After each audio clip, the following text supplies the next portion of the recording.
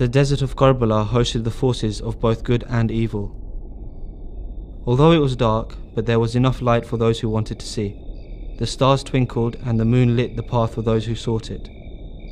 The seekers of the truth sided with Imam Hussein. Their hearts full of love and faith had guided them to him, while those blinded by their desires chose to fight against him. The faithful were busy praying and contemplating. Their voices sounded like the humming bees. Outside one of the camps, a brave and inspired youth sat next to the fire, staring at the flames.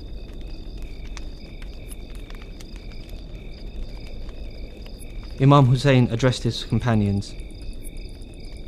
"My friends and relatives, we, the household of the Holy Prophet, do not deceive or trick. Those people have decided to take my life and will not spare me until they kill me. Take advantage of the night and leave, for if you decide to stay, you will surely be killed tomorrow.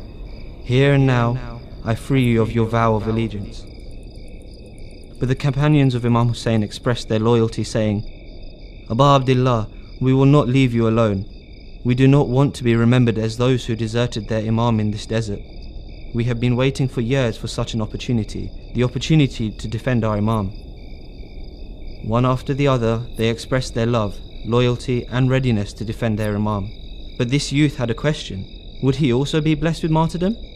He feared his Imam might not allow him to fight due to his tender age.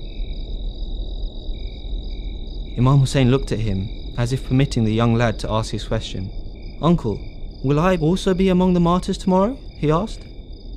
Tears welled up in the Imam's eyes. The youth's desire for martyrdom clearly showed that he was no ordinary youth. He was Qassim, the son of his brother Imam Hassan.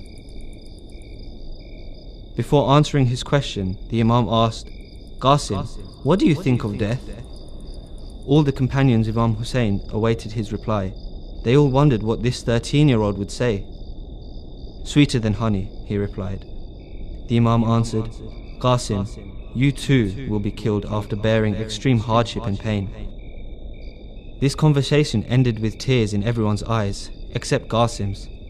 He had a contented smile on his parched lips.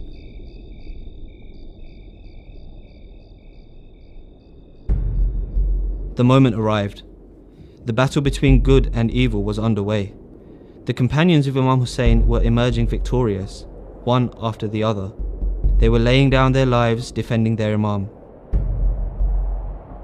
In those critical moments, Qassim approached the Imam and asked for permission to fight the enemy. When Imam Hussein saw that Qassim was ready to leave, he seated him on his lap, looked at him, and broke down into tears.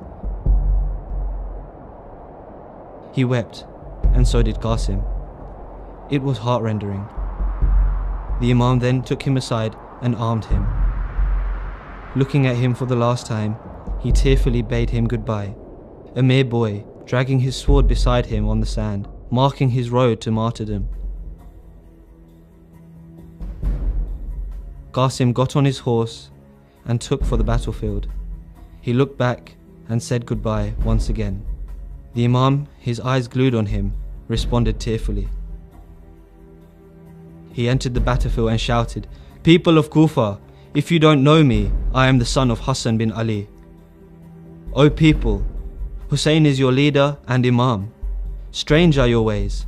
First you invite him, and then treat him like this? May Allah's curse be on you."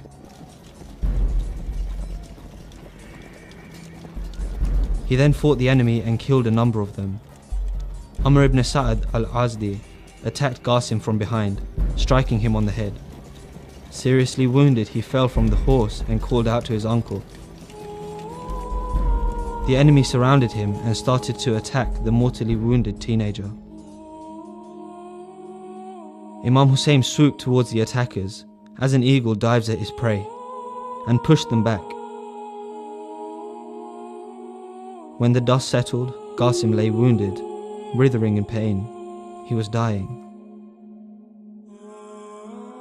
Imam Hussein cried, "May Allah curse your killers, my child. Your grandfather and father will avenge your martyrdom on the Day of Judgment. By Allah, it is hard on me that you called out and I could not answer your call in time."